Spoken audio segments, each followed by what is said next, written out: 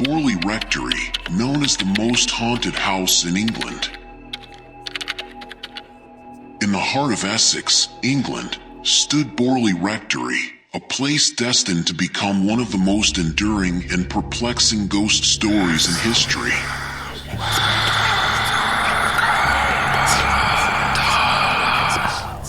The rectory's history dates back to 1863 when the Bull family arrived, bringing with them an air of tranquility that would soon be shattered by inexplicable occurrences.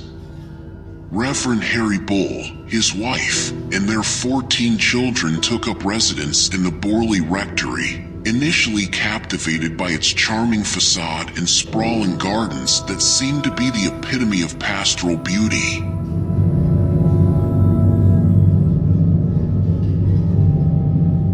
But it was also a place where shadows stirred and the unexplained lurked.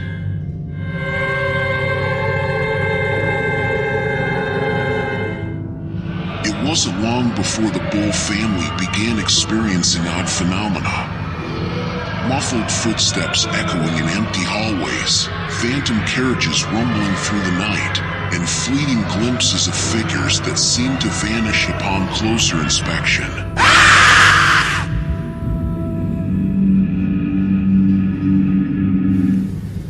These inexplicable occurrences left the Bulls perplexed, uncertain about the nature of the forces at play within their home. As the Bull family's tenure at Borley Rectory came to an end, a new chapter of strangeness began with the arrival of Reverend Lionel Foyster and his wife, Mary Ann. The Foysters, eager to start anew, instead found themselves enmeshed in a web of unexplainable events.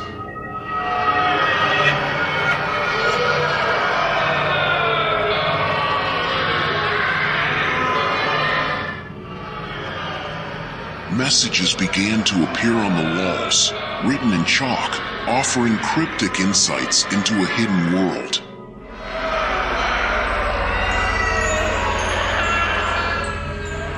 Objects moved seemingly of their own volition, and the Foysters reported physical interactions with unseen hands.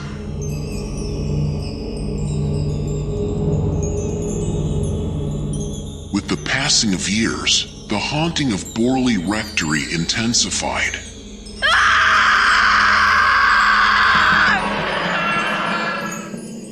Reverend Foyster's wife, Mary Ann, bore the brunt of the activity, often being targeted by unseen forces. Windows shattered without cause, objects levitated, and a general air of unease pervaded the rectory.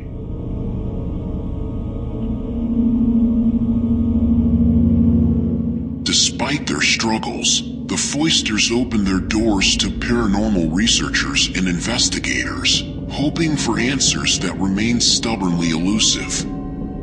Little did the Foysters know that their experiences were only the beginning of a tale that would transcend time and captivate generations to come.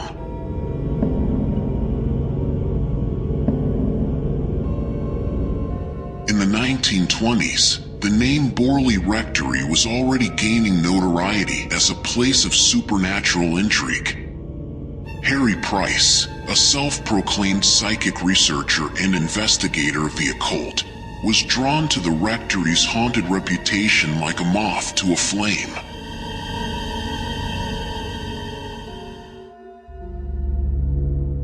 Armed with an assortment of scientific instruments and a reputation for thoroughness, Price embarked on a journey that would forever change the trajectory of the Borley haunting.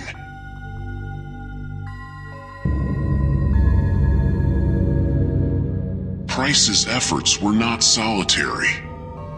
He joined forces with the National Laboratory for Psychical Research, an organization dedicated to studying paranormal phenomena with scientific rigor.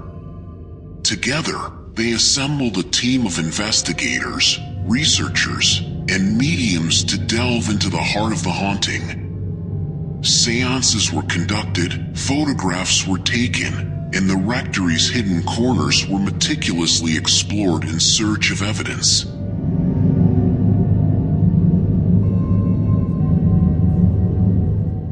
investigative team used a range of innovative techniques to capture evidence of the supernatural. Mediums attempted to communicate with the spirits, hoping to glean insights into the mysteries that surrounded Borley Rectory.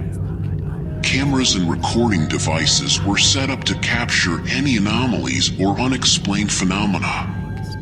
Some of the most compelling evidence came in the form of photographs that appeared to show ghostly figures and strange lights.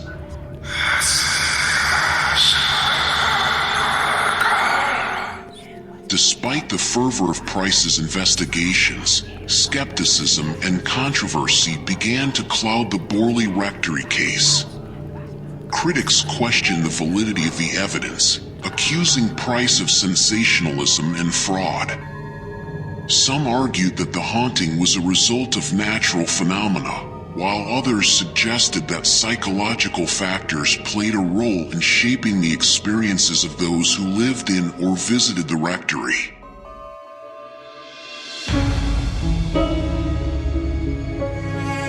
The media's fascination with Borley Rectory played a significant role in amplifying its reputation as the most haunted house in England.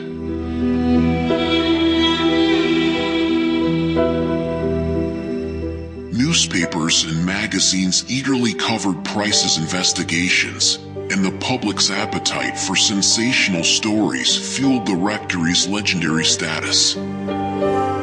This label, while enhancing the intrigue, also added an air of mythology to the haunting that sometimes overshadowed the actual events. Price's investigations at Borley Rectory eventually came to an end, marked by controversies surrounding his methods and the authenticity of evidence.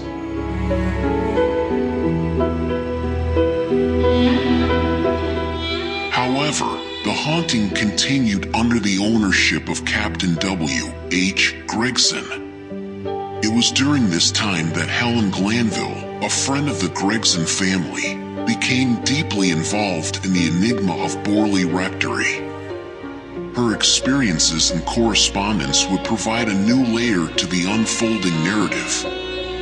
Borley Rectory's reputation for paranormal activity reached a crescendo during Captain Gregson's ownership.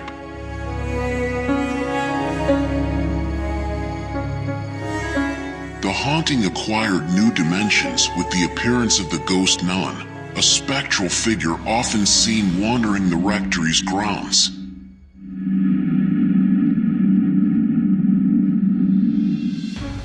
Other manifestations included mysterious lights, eerie whispers, and disembodied voices that seemed to emanate from thin air.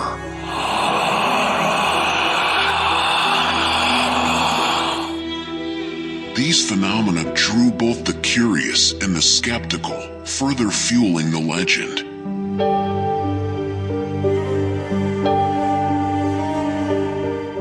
In 1930, the Coudenhove clergy family took possession of the rectory, and their tenure was marked by escalating disturbances. Footsteps echoed through empty corridors, doors slammed shut without explanation, and objects levitated in plain view.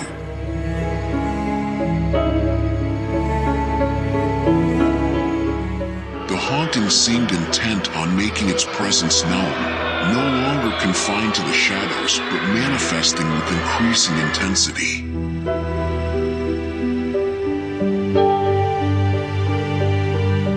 The family's accounts and the physical evidence collected during this time would become key elements in the ongoing investigation.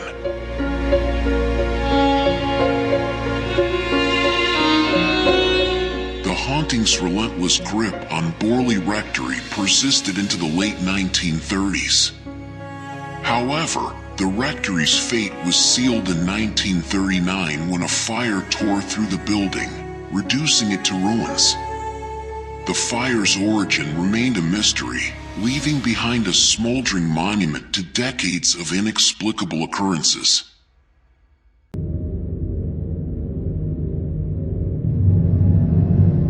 With the rectory's destruction, the era of physical investigations and first-hand accounts drew to a close, leaving behind a legacy that would forever captivate the imagination.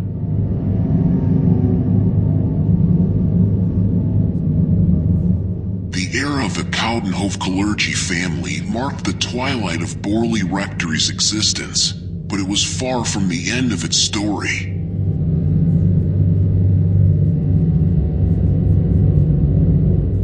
The haunting, once confined to physical walls, would break free and transcend its brick-and-mortar confines, becoming a haunting that lingered not only in the tangible remnants of the rectory but also in the collective imagination of generations to come.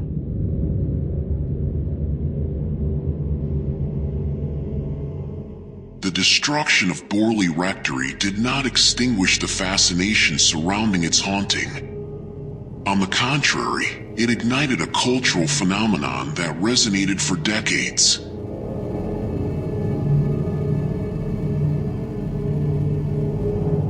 The story of the rectory's haunting found its way into literature, inspiring countless novels, short stories, and films.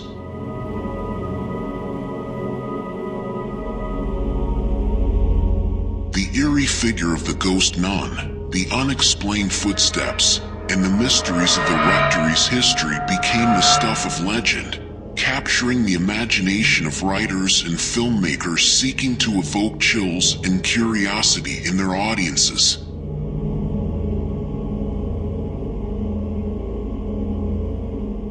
Borley Rectory's legacy reverberated through the world of psychical research and paranormal investigations. Harry Price's methods, for all the skepticism they generated, set a precedent for future investigators seeking to employ scientific tools and methodologies to study the supernatural.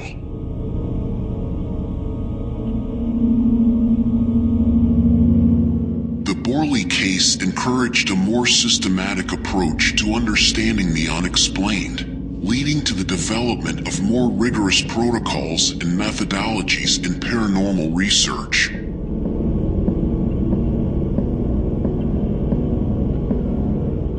The legacy of Borley Rectory also underscored the complexities inherent in interpreting paranormal phenomena.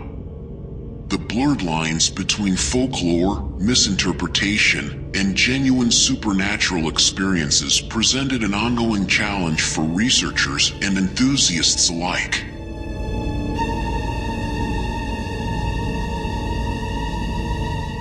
Deciphering the true nature of the haunting, whether as an elaborate hoax, a product of psychological factors, or something genuinely paranormal, remained a conundrum that defied definitive resolution.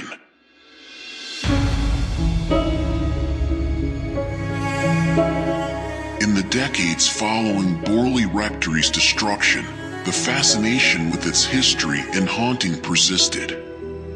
Ghost tours, documentaries, and books continued to explore the mysteries and legends, drawing visitors and enthusiasts to the site of the former rectory.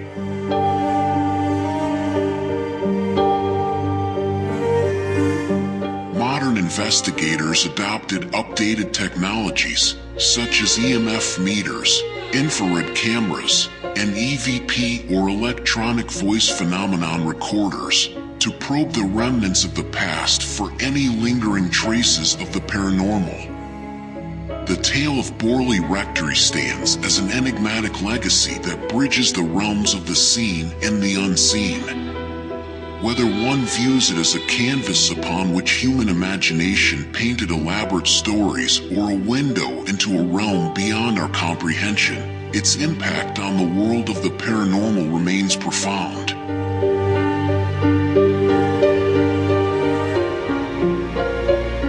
Borley Rectory's haunting may never be definitively explained, but it continues to intrigue, challenge, and inspire those who seek answers to questions that elude easy understanding. As long as the stories of the Rectory's haunting are told, its legacy will endure, reminding us of the enduring human fascination with the mysteries that lie just beyond the edges of our understanding. And with that, the end of our video, please don't forget to hit like, subscribe, and click that notification bell. This is Ben saying, see you next time.